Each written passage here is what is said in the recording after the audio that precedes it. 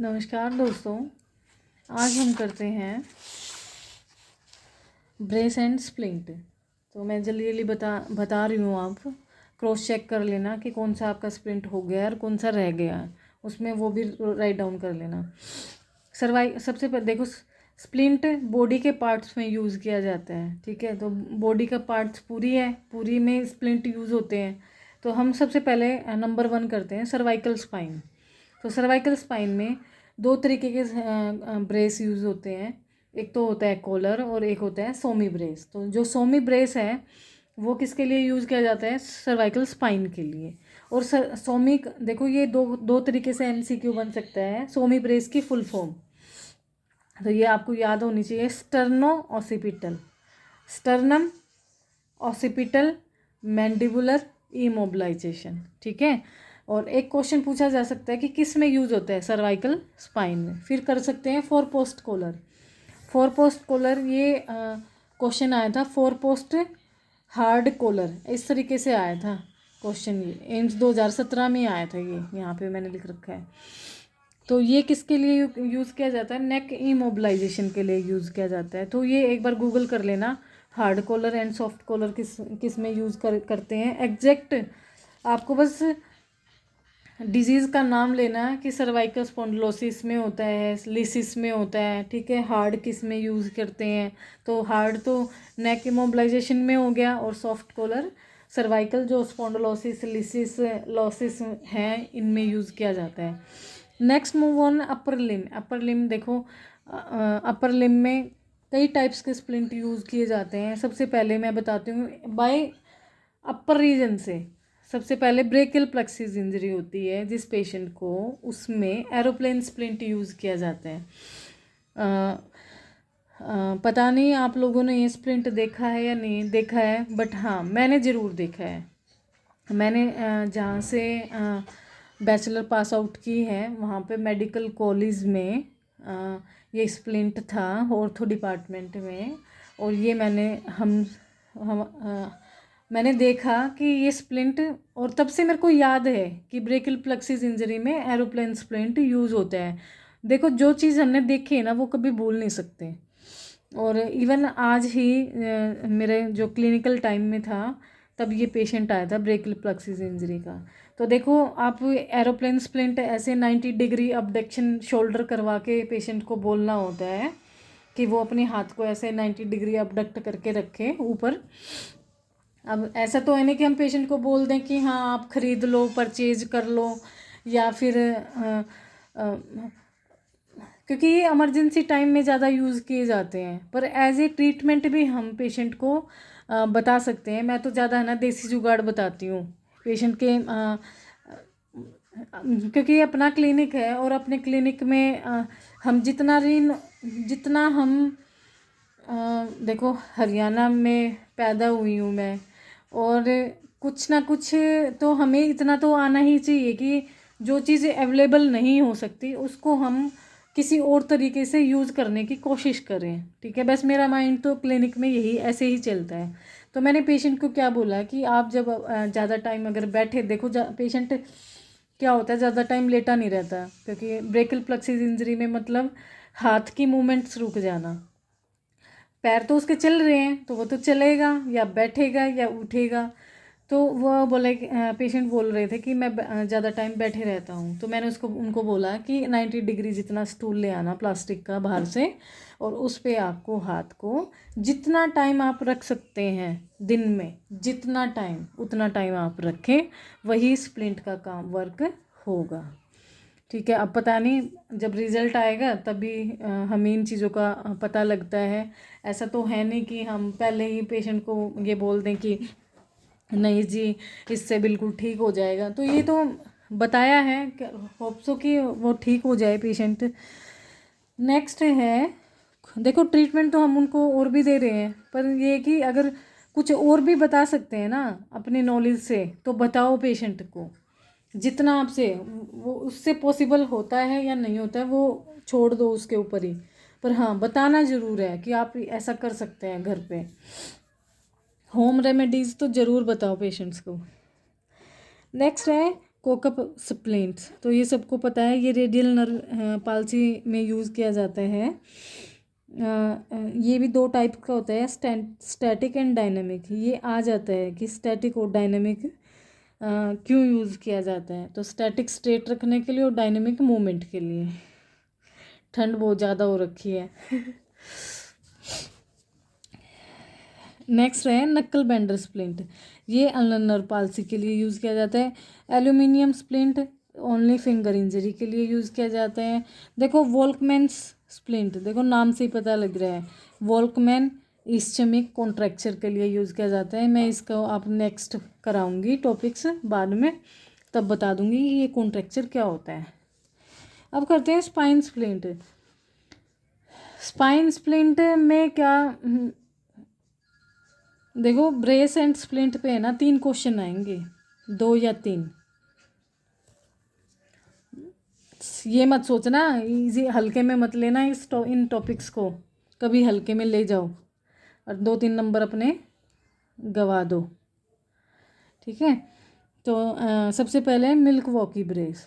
2017 में जब मैं दिल्ली एग्ज़ाम देने गई थी, तब ये क्वेश्चन सिटी पे आया था। देखो मिल्क वॉकी का ब्रेस का नाम कैसे पड़ा, ठीक है। तो मिल्क वॉकी ब्रेस का नाम सिटी के नाम पर पड़ा, और वो सिटी कहाँ पे थी, यूएसए की सिटी थी, ठीक है। आपको बस इतना ही याद कर रखना है। और इस ब्रेस को 10 से 20 घंटे तक पहनना होता है, और सॉलिड पीस ऑफ प्लास्टिक की बनी होती हैं ये, और स्कोलियोसिस के लिए यूज़ की जाती है। तो ये इम्पोर्टेंट है, आ सकता है वापस घूम के। नेक्स्ट है Boston brace and Willingdon brace. देख लेना आप, अपनी प्रोनाउंसिएशन देख लेना। मेरे को तो इंग्लिश में इसी तरीके से ही आता है, ज़्यादा मेरी इंग्लिश ठीक ठाक है, इतनी अच्छी भी नहीं है और इतनी बुरी का तो क्या कहना। ठीक है, बस काम चल जाए। सो बोस्टन ब्रेस मेन तो है ना, कंसेप्ट पता होना चाहिए, और किसी की डिमांड नहीं है आजकल, ना इंग्लिश की। और देखो हिंदी तो अपनी भाषा है, हिंदी में तो सब कुछ आना ही चाहिए। और सबसे पहले तो पेशेंट तो हिंदी के ही आते हैं ज़्यादा, क्या साउथ साइड वाले जो होते हैं, साउथ वाले तो इंग्लिश में भी बोलते हैं। देखो वो उनकी तो मदर लैंग्वेज है साउथ में। अगर मदर लैंग्वेज है तो बच्चे, छोटा बच्चा, बीवी कह रही हूँ सॉरी, छोटा बच्चा हो गया, लेडीज़ होगी, जेंट्स होगी, तो ऑलमोस्ट सबको आती होगी। क्योंकि साउथ की जो हायर जो एजुकेशन है ना, वो काफ़ी हायर है, आप ये भी मान सकते हैं, हायर एजुकेशन रही है वहाँ पे। और मेडिकल में तो बात ही क्या है, ठीक है। तो कोई बात नहीं, अगर उनकी हायर है तो हम कोशिश करते हैं हम उनसे भी हायर हो जाएं, और हो सकते हैं, ऐसा तो है नहीं कि कोई हो नहीं सकता। और मोस्ट ऑफ मेडिकल डिपार्टमेंट में आप देखेंगे तो साउथ वाले सबसे ज़्यादा मिलेंगे आपको, नर्सिंग में भी और फिजियोथेरेपिस्ट भी एग्ज़ाम में जो पास होते हैं, ज्वाइन करते हैं, मोस्ट ऑफ साउथ साइड से ही मिलते हैं। कोई बात नहीं, उनको भी, उनमें और भी हैं, ऐसा नहीं है कि सिर्फ वही हैं। सो नेक्स्ट करते हैं बोस्टन ब्रेस, विलिंगटन ब्रेस। ये भी किस में यूज़ की जाती है, स्कोलियोसिस में यूज़ की जाती है। और ये किस लिए यूज़ की जाती है, किस में, thoracic, lumbar, sacral orthosis, sacrum orthosis. और टेलर ब्रेस ये 2021 में आया था, डोर्सो लंबर इंजरी के लिए यूज़ किया जाता है। तो इनमें ना कन्फ्यूजन हो जाती है, अच्छे से याद करना है इन दोनों को। तीनों टॉपिक मोस्ट इम्पोर्टेंट है, मोस्ट इम्पोर्टेंट। और ना आए तो मेरे से कांटेक्ट कर लेना। फिर है ASHE short name, anterior spinal hyper extension brace, जो कि किसके लिए यूज़ की जाते हैं, डोर्सो लंबर के लिए यूज़ की जाती है। अब ये देखो ज़रूरी तो नहीं है कि सबको नहीं पता होगा, शायद कोई नया बच्चा कैंडिडेट हो जिसको ना पता हो। डोर्सो हम किस के लिए यूज़ करते हैं, थोरेसिक स्पाइन के लिए यूज़ करते हैं। जब कभी आप एमआरआई वगैरह चेक की होगी आपने थोरेसिक स्पाइन की, आजकल डिस्क बल्ज के केस बहुत ज़्यादा आ रहे हैं, तो उसमें कई बार ऐसा लिखा आता है D1 D2 D3, तो ये क्या है T1 T2 T3, ठीक है। और डोर्सल का मतलब क्या होता है, उभरा हुआ एरिया, क्या होता है डोर्सल सरफेस, ठीक है। देखो ये जो ये है, ये कौन सा सरफेस है, डोर्सल सरफेस, और ये कौन सा है, वेंट्रल।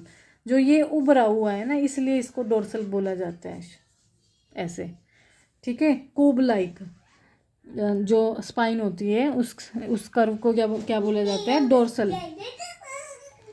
अब करते हैं लंबर बेल्ट्स और कोरसेट को का सबको पता है। अब करते हैं, let's move on next topic, lower limb. Thomas splint and बीबी बॉलर ब्राउन स्प्लिंट, ये नेक्स्ट में आपको पूरा डिटेल से कराएंगे आपको, ठीक है। बस ये तो चेक कर लेना आप, फुट ड्रॉप स्प्लिंट किस में यूज़ किया जाता है, फुट ड्रॉप में। और फुट ड्रॉप किस कारण हो जाता है, लेटरल पॉप्लिटियल नर्व इंजरी के कारण हो जाता है। और क्रैमर वायर आपको पता ही है, फॉर इमरजेंसीज के लिए यूज़ किया जाता है। अब करते हैं स्किन ट्रैक्शन, कौन से हैं ये, बीच बीच में ये मेरे नोट्स हैं, ठीक है। आप टॉपिक्स लिख लेना, जहाँ पे आपका टॉपिक्स है, आप पजल मत होना। आप मैं अगर जिस टाइप से टॉपिक करा रही हूँ ना, अपने नोट्स में आप ये लिख लेना, ठीक है, कि मैंने ये भी नहीं पढ़ा, ये भी नहीं पढ़ा, अब मुझे ये पढ़ना है, ठीक है। और आपने नोट्स बना लेने हैं। देखो नोट्स तो बहुत ज़रूरी हैं बनाने, सब कुछ एकदम याद नहीं रहेगा आपको, तो नोट्स तो बनाने ही बनाने हैं। लंबे नोट्स मत बनाना, छोटे छोटे। देखो एक तो ट्रैक्शन, देखो सबसे पहले ना हम ट्रैक्शन करते हैं, स्किन ट्रैक्शन शायद सबको पता होगा कि किस टाइप का होता है। जैसे आईटी फ्रैक्चर हो जाता है लिम्ब में, तो क्या, सॉरी, तो लिम्ब में जब आईटी फ्रैक्चर हो जाता है, तो रिडक्शन देने के लिए एक ब्रेस होती है, और उसके बाद एक लूप होती है, और फिर उसमें हम क्या कर देते हैं, लोड बांध देते हैं, ठीक है। तो वो जो ब्रेस होती है वो किस पे बांधनी होती है, पैर पे बांधनी होती है। अगर किसी ने बांधी हो तो, और वो बांध के तब ईंट, जैसे कि ईंट हो गया, कोई पत्थर हो गया, उस रस्सी में हम उसको बांध के और लटका देते हैं, जिससे जो हमारा हिप है वो डिस्ट्रैक्ट हो जाए, ट्रैक्ट हो जाए, ट्रैक्शन उसको मिल जाए, और वो नीचे की ओर आ जाए, ऊपर ना जाए। तो आईटी फ्रैक्चर में यूज़ करते हैं स्किन ट्रैक्शन को। बक्स एक्सटेंशन स्किन ट्रैक्शन, ठीक है, इसका नाम क्या है, Buck's extension skin traction for lower limb. देखो यहाँ पे आ गया, मैं ये बाद में पढ़ रही हूँ, मैं पहले ही बता रही हूँ आपको, ठीक है। फॉर लोअर लिम्ब कौन सा ट्रीटमेंट किस किस के लिए यूज़ किया जाता है। देखो मैंने सिर्फ यहाँ पे नेक लिखा हुआ है, नेक फ्रैक्चर, अरे भाई नेक फ्रैक्चर किसका होगा, नेक फ्रैक्चर ऑफ फीमर। वो मैंने इतना शॉर्ट में इसलिए लिखा ना, क्योंकि मुझे तो पता है, याद है, इसलिए मैंने वो शॉर्ट में लिखा है।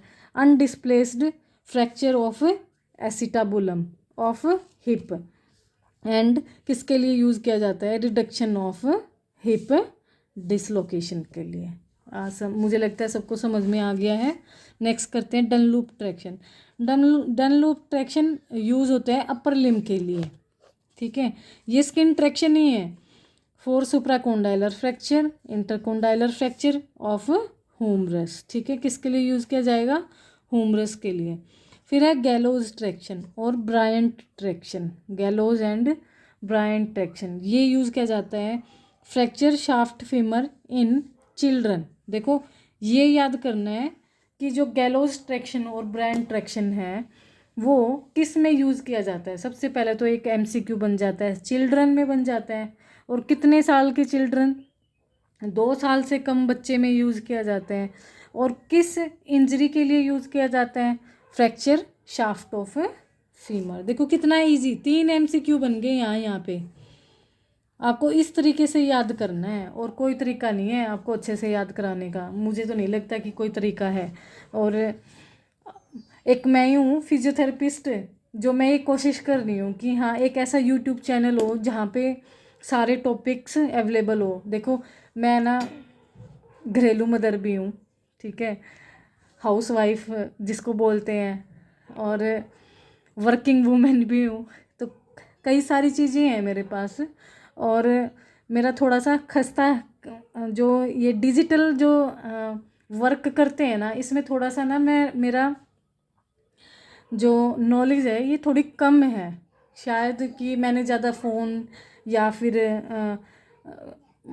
ये मान लो कि फ़ोन ही कम, मैं फ़ोन बहुत ही कम यूज़ करती थी। तो ये भी एक कारण हो सकता है कि मैं थोड़ा सा डिजिटली में थोड़ा सा पीछे हूँ। हाँ पर देखो सारे काम एक एक टाइम पे नहीं हो सकते। मैं सारे नोट्स भी दूंगी आने वाले टाइम पे। एक अच्छा ऐसा यूट्यूब चैनल करूँगी कि जहाँ पे आपको नोट्स मिल जाएं, वीडियोस मिल जाएं, पीडीएफ मिल जाएं, वीडियो रिकॉर्डिंग्स मिल जाएं, कि एक वीडियो में पूरे स्प्लिंट हो, पूरी डिफॉर्मिटी हो। मतलब इस तरीके से मैं बनाऊंगी। अब तो ये मेरे नोट्स हैं तो सारे मिक्स हैं, और मेरे पास टाइम बहुत कम है और आपके पास भी टाइम बहुत कम है, ठीक है। जितना आप खुद कवर कर लेंगे ना वो बेस्ट है। पर टाइम रहते हुए नेक्स्ट टाइम मैं जैसे यूट्यूब चैनल पे पीडीएफ वीडियोस वगैरह होती हैं सारी ही निकालूंगी, क्योंकि मैं एकदम सारी चीज़ें नहीं बना पाती क्योंकि क्लिनिकल का वर्क हो जाता है। और हमारा क्लिनिकल वर्क ऐसा होता है कि हार्ड तो है ही, हार्ड वर्क जिसको बोलते हैं। तो वो हार्ड वर्क, फिर कुछ घर का work, good work, bad work, जो भी है घर के काम तो गुड भी लगते हैं और बैड भी लगते हैं, दोनों ही होते हैं। फिर साथ में बच्चा भी हो जाता है, और फिर टाइम भी निकालना उधर। सबसे बड़ी बात सर्दी भी बहुत ज़्यादा है। सो नेक्स्ट करते हैं। आप ना मैसेज ज़रूर भेजा करें, उससे ना मुझे बड़ा अच्छा लगता है मैसेज जब आप भेजते हैं ना, तो तब मेरा और भी मन करता है कि हाँ यार बच्चों के लिए ना कुछ और भी नया कर। इसलिए मैं बीच बीच में ये बताती रहती हूँ कि क्लिनिक पे आज मेरे पास ये पेशेंट आया, ठीक है। जो जो नए नए पेशेंट, अक्सर मेरे साथ क्या होता है,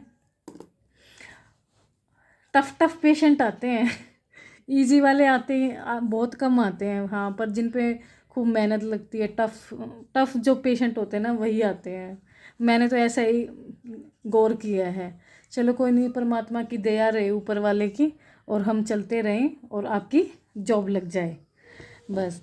अब करते हैं डेनिम स्पिन।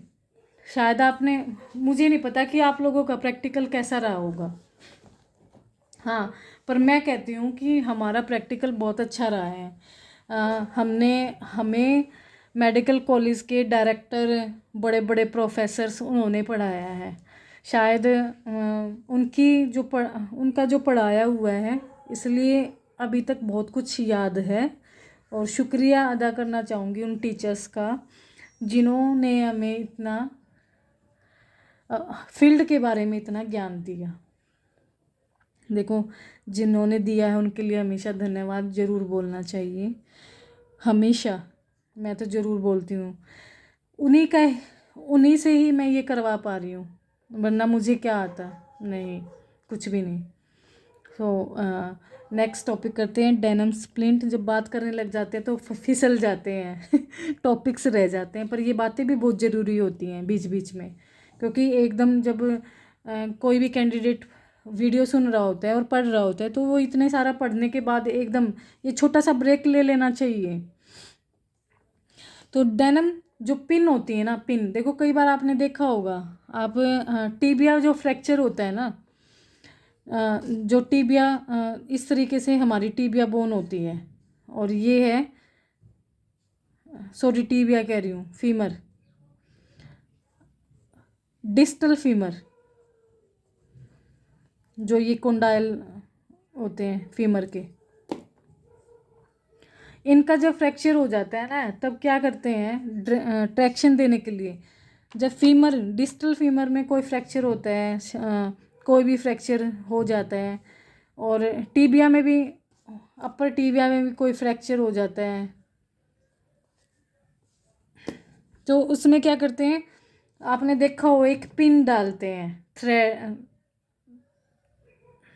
दिस पिन, जो पिन, एक पिन डाली जाती है और फिर एक वायर लगा के नीचे लोड टांग दिया जाता है और उसका पैर ऐसे उस पे ब्राउन एंड बोलर स्प्लिंट पे रखा जाता है, ठीक है, और वो ट्रैक्शन देते हैं, उसको बोलते हैं डेनम पिन। जो पिन डाल देते हैं उसमें टिबिया के अंदर, आपने देखी होगी, और आप देख के एक बार डर भी गए होंगे देखने के बाद, ये पिन कैसे डली है। अब नेक्स्ट करते हैं, टिपिकल डिफॉर्मिटीज़ करते हैं। रिस्ट ड्रॉप होगी, क्लो हैंड हो गया, फुट ड्रॉप हो गया, एप्थम हो गया, विंगिंग ऑफ स्कैपुला हो गया, पॉइंटिंग इंडेक्स हो गया, पुलिसमैन टिप हो गया, ठीक है। ये क्या है, टिपिकल सी डिफॉर्मिटी है, इस सस्ती सी डिफॉर्मिटी जिनको बोलते हैं पर ठीक करने में बड़ा टाइम लगता है इनको। तो wrist drop radial nerve injury, claw hand ulnar nerve injury, foot drop peroneal nerve injury, sorry पीछे मैंने लेफ्ट पॉप्लिटियल बताया था आपको शायद, lateral popliteal nerve, peroneal nerve, sorry peroneal nerve से, मेरे को तो ध्यान ही नहीं। एप्थम डिफॉर्मिटी मीडियन नर्व से, winging of scapula thoracodorsal nerve injury से, पॉइंटिंग इंडेक्स मीडियन नर्व से, policeman tip brachial plexus injury, और कौन सा root, C5 and C6 policeman tip. अब करते हैं सब स्कैपुलर, ये तो मैंने वैसे याद करने के लिए लिखा हुआ है, इंफ्रास्पाइनेटस एक्सटर्नल रोटेशन, सब स्कैपुलर टेंडिनाइटिस इंटरनल रोटेशन, और सुप्रास्पाइनेशन डेल्टोइड मसल एक्सरसाइज। कोई नहीं, ये कुछ नहीं है, आपके काम की चीज़ नहीं है। अब नेक्स्ट करते हैं, देखो अब आप यकीन नहीं करोगे, देखो मैं नोट्स तो मैंने पहले के बना रखे हैं और क्वेश्चन यहाँ से भी आ रखे हैं, इसलिए मेरे को याद रहे कि हाँ ये क्वेश्चन यहाँ आया था। आपको बस ये ना एक बार आंखों के सामने से निकाल लेना है इनको। स्लिप कैपिटल फिमोरल एपिफिसिस, ठीक है, एपिफिजियल कॉक्सा वेरा, किसने डिस्क्राइब किया था, मूलर ने 1889 में। और ये करता है head of the bone is displace, इसमें क्या होता है, स्लिप कैपिटल फिमोरल एपिफिसिस, जो ये हमारी फीमर बोन होती है ना, उसका जो हेड होता है वो बोन क्या होती है, डिस्प्लेस हो जाती है, मतलब कहाँ से डिस्प्लेस होएगी, एपिफिजियल प्लेट से डिस्प्लेस हो जाएगी, तो उसको बोलेंगे स्लिप्ड कैपिटल फिमोरल एपिफिसिस। ये मैंने ना ऑर्थो की बुक से, महेश्वरी से ही किया हुआ है ये। लेग काव पर्थीज डिजीज, ठीक है, देखो ये नोट्स में मिल रहा है, ये ओस्टियोकोंड्राइटिस डिफॉर्मेंस जुवेनाइल कोक्सा प्लेना, जुवेनाइल कोक्सा एंड प्लेना। तो कोक्सा किसके लिए यूज़ किया जाता है, हिप के लिए। So destruction of head of the bone cause by disruption blood supply, जब फीमर बोन के अंदर, ठीक है, हेड ऑफ फीमर के अंदर ब्लड सप्लाई रुक जाएगी, ठीक है, रुक जाएगी, ब्लड सप्लाई रुक जाएगी, तब क्या हो जाएगा, लेग का पर्थीज डिजीज या फिर ओस्टियोकोंड्राइटिस डिफॉर्मेंस। ये इसका सिनोम्स है, देखो SYN क्या है इसका, सिनोम, दूसरा नाम osteochondritis deformans. Next move on, lumbar canal stenosis, सबको पता होगा लंबर कैनाल स्टेनोसिस क्या होता है। चलो मैं बाय नॉलेज के लिए भी बता देती हूँ, शायद बता देना चाहिए, क्योंकि आजकल डिस्क बल्ज के और लंबर कैनाल स्टेनोसिस के पेशेंट बहुत ज़्यादा आ रहे हैं। ये देखो पहले, lumbar canal stenosis, narrowing of the spinal canal, most common L4 and L5, ठीक है, मोस्ट कॉमन L4 L5। और जिसको डिस्क बल्ज होता है ना, उसके अंदर तो ये जो नैरोविंग होती है ना स्पाइनल कैनाल की, ये तो मोस्ट ऑफ मिलती है, सिम्टम्स मिलता ही है। किसने डिस्क्राइब किया था, पोर्टल ने। कौन से सन में किया था? 1803 में किया था। अब ये देखते हैं समझने वाली बात। एक साइड लिख देते हैं लंबर कैनाल स्टेनोसिस और एक साइड लिख देते हैं डिस्क बल्ज या फिर PIVD, prolapse intervertebral disc. Lumbar canal stenosis में क्या होता है? जो स्पाइनल हमारी कैनाल होती है नैरो हो जाए। क्या हो जाए? नैरोविंग हो जाए। और PIVD में क्या हो जाए? डिस्क प्रोटर्जन हो जाए, मतलब डिस्क जो है हमारी बाहर निकल जाए, एक्सट्रूजन हो जाए। देखो, लंबर कैनाल स्टेनोसिस कब होती है? जब ये पेशेंट है, देखो ये पेशेंट है कि बैक है ये बैक। जब ये बैक जो लंबर रीजन होता है ना, लंबर रीजन, ये क्या हो जाए? लोडोटिक फॉर्म में आ जाए ज़्यादा, लोडोटिक फॉर्म में, तब ये हमें स्पाइनल कैनाल नैरो हो जाए, इस तरीके से हो जाए। तो फिर क्या करते हैं हम उस पेशेंट को? हम ये बोलते हैं, इस पेशेंट के क्या सिम्टम्स होंगे? पेशेंट बोलेगा कि मैडम नीचे झुकने में कोई पेन नहीं है, हाँ, पर जब मैं थोड़ा सा पीछे झुकता हूँ ना तब बहुत ज़्यादा पेन आता है। तो उसको क्या होगा? LCS, lumbar canal stenosis. तो उस पेशेंट को क्या कर दो? उसको ये बोलो आपको एक्सटेंशन एक्सरसाइज कोई नहीं करनी, बैक एक्सटेंशन एक्सरसाइज कोई भी नहीं करनी, भूल के भी मत करवा देना, पेशेंट को और पेन हो जाएगा। तो वहाँ पे आपको क्या करना है? बैक फ्लेक्शन एक्सरसाइज करवानी है, ठीक है। और यहाँ पे पेशेंट क्या कहेगा? मैडम मुझे आगे झुकने में ज़्यादा दर्द होता है। तो उसको क्या करना है आपको? सबसे पहले बैक एक्सटेंशन एक्सरसाइज करवानी है। और जब आप बैक एक्सटेंशन एक्सरसाइज 1 मंथ करवा लो, उसके बाद आपको बैक फ्लेक्शन एक्सरसाइज करानी है। और आजकल तो इंजरी ऐसी आ रखी हैं, डिस्क बल्ज भी, साथ में डिस्क हर्निएशन भी, डिस्क डेसिकेशन भी। डेसिकेशन का मतलब है गैप हो जाना, सॉरी, जैसे हड्डियाँ घिस जाती हैं उसको बोलते हैं डिजनरेटेड बोन, डिस्क डेसिकेशन। ये 3 चीज़ें आपको हो ना, आप किसी की भी फाइल लोगे ना MRI की, उसमें ये प्रेजेंट ही मिलेंगी। और ऐसा नहीं है, सीवियर जो पेन होते हैं ना, सीवियर डिस्क बल्ज, वो भी परमात्मा की दया से ठीक हुए हैं। और 1 साल जो पेशेंट हैं, वो मेरे पेशेंट हैं, वो ठीक हुए हैं। और ये मान लो कि वो बहुत ही मेहनत करते हैं, उनकी वजह से ही ठीक हुआ है, प्रिकॉशन लेते हैं पूरा, जो मैं बताती हूँ, ठीक है। तो ये कंसेप्ट की बात है, ये आपके बाय नॉलेज के लिए मैंने बता दी है। नेक्स्ट टॉपिक करते हैं। और किसी को वो ऐसे पूछना हो तो आप कमेंट्स कर लेना, बता दूंगी मैं। Carpal tunnel syndrome. तो carpal tunnel syndrome compression of median nerve, carpal tunnel और सिंड्रोम आ सकता है। ये क्वेश्चन आया था सर जेम्स पैगेट ने 1854 में। सन याद मत करना आप लोग, कोई बस नाम याद रखना। फिर नेक्स्ट करते हैं गोल्फर एल्बो।